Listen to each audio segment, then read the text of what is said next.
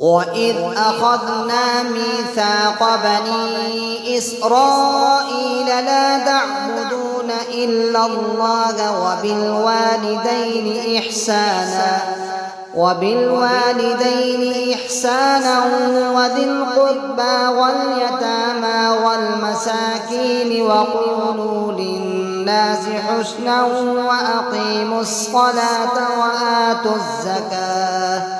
ثم توليتم إلا قليلا منكم وأنتم معرضون وإذ أخذنا ميثاقكم لا تسفكون دماءكم ولا تخرجون أنفسكم من دياركم ثم أقررتم وأنتم تشهدون ثم أنتم هؤلاء تقتلون أنفسكم وتخرجون فريقا منكم من ديارهم تظاهرون عليهم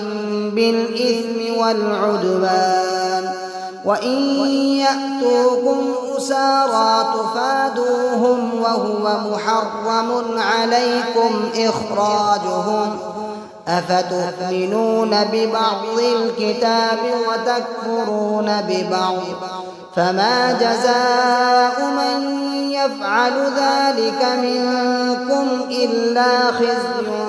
في الحياة الدنيا ويوم القيامة يردون إلى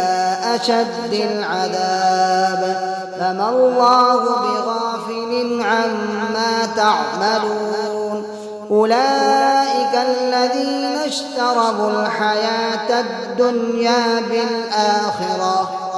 فلا يخفف عنهم العذاب ولا هم ينصرون